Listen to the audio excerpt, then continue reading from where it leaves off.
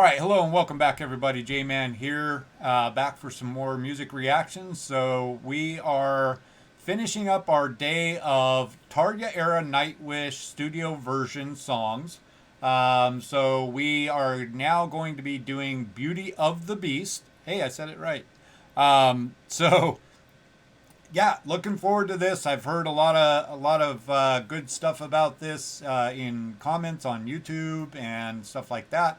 Something I do want to start trying to point out is I will always post the link to the original video down below in the description. So if you ever want to go check out the original video that we're watching, this is just a lyric video with a black background, it appears. But all of my videos, when I do a reaction of something from YouTube, I'm always posting that link to the original video down below, so you can check that out there. But let's go ahead. Let's dive on into this. So we've got, sounds like this is the last song of the fourth album. And one of the epics is what I'm being told. So let's go ahead. Let's get it done. Nightwish, Beauty of the Beast. Let's get it.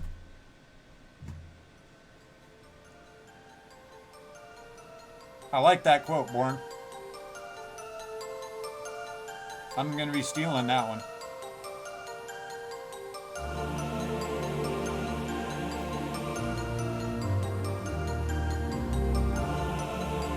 Oh, yeah, William Wallace. I have heard that. They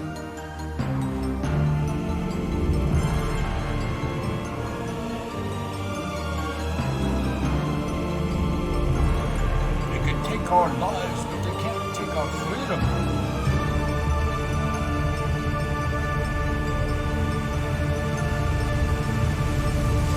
Dot, dot, dot.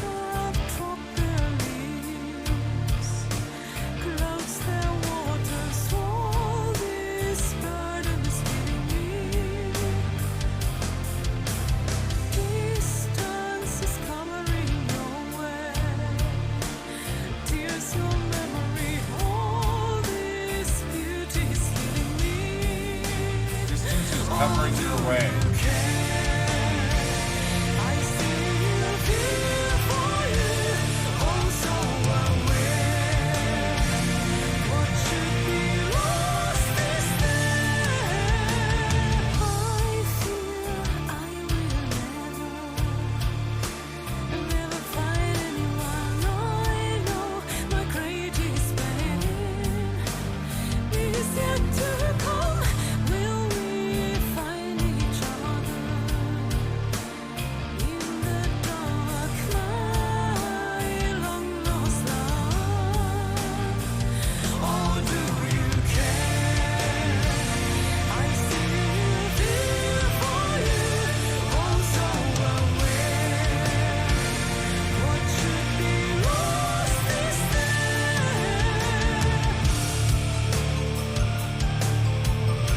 Do we need the words instrumental to get that it's an instrumental?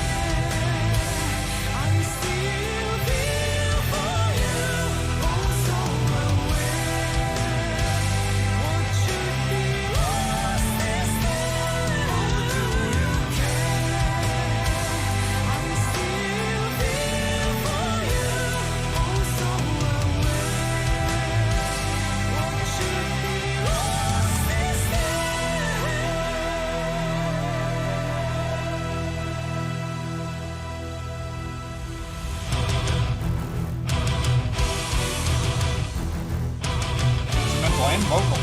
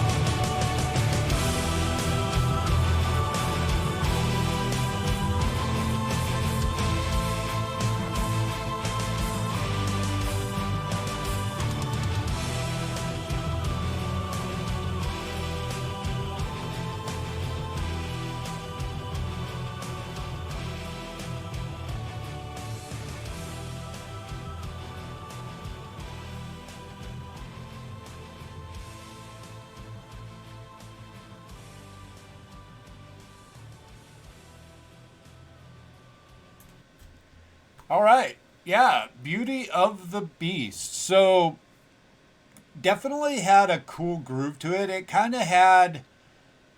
had to me the feel of like the beginnings of Tuamas's uh reaching for that epic feel, like the epic feel that you get from like Ghost Love Score. And I don't know the timing where Ghost Love Score stood in relation to this song, or anything like that. I know that Ghost Love Score came from the floor or from the Tarja era. So yeah, it definitely, I can, to me, I can feel in this, I can hear in this the evolution. This is kind of, to me, it's in that bit of a transitionary phase where this was before Ghost Love Score. That's what I thought. If I had to guess, my guess would have been that this was before Ghost Love Score. Um, and yeah, it feels to me like this is kind of on that transitionary scale of Tuamas's working into this different, more epic sound. This song definitely had that kind of the chugging backbeat. The guitars, the way that they came in, a little bit of like sounded like some strings in it. Kind of had that epic feel to it. To me, I'm kind of just sort of so with this song. I definitely could listen to it again. Not like it was bad or anything like that. Just wasn't wasn't one. If I'm thinking of hey, what's a Tarja era song that I'd like to put on and jam to, this is probably down there on the list of the songs that I would pick. Um, but like I said, not a bad song. Had a good melody to it. Good kind of chugging backbeat. Number of comments in Twitch chat were saying is a little slow for their taste. I don't mind a slow song. Yeah, I just did. Like I said, it just was kind of so for me personally. So that wraps up our little journey through the Tarja era studio version songs. Definitely wanted to have something of this here today. Tomorrow, hang on, I got a hair. Um, Tomorrow is a little bit up in the air. I am not quite sure exactly where I want to go tomorrow. I may I may pick one song.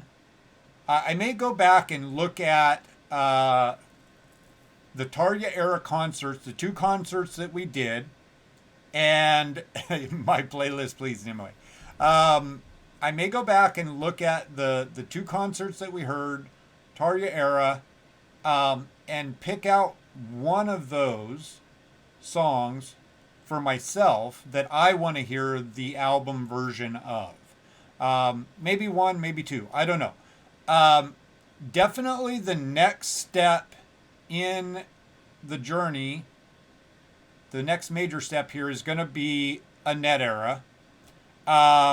So we're going to tomorrow. Like I said, we may do one or two songs, my choice, from the concert songs that I've heard, in an album version, in a studio version, and then maybe start into the Annette era.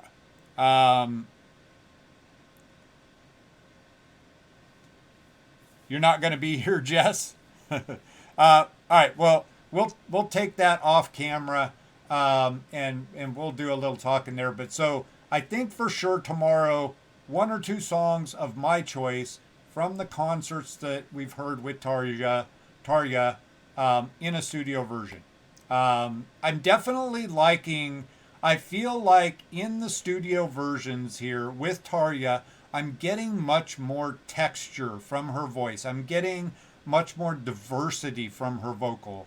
And it sounds really good. She definitely sounds really, really good in the studio.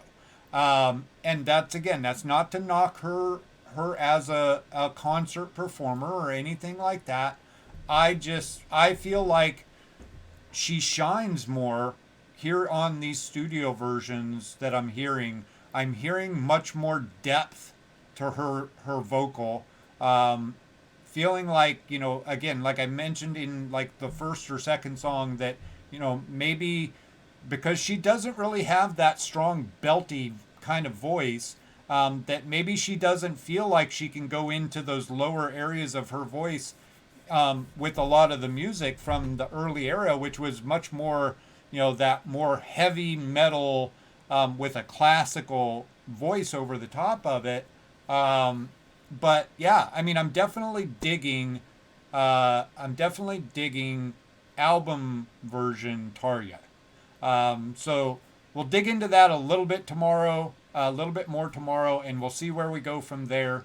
But thank you so much, YouTube, for hanging out. Thanks for watching. Thanks for all the comments, all the love, all the suggestions, everything you guys do out there. Thank you, Twitch. Thanks for hanging out with me, being my sidekick, keeping me in line. So yeah, we will catch everybody tomorrow. I hope you have a good rest of whatever your day is ahead of you. And hope you're staying safe. Hope you're finding your way through this whole mess that COVID has brought upon us. And yeah, we will catch you all later. Peace.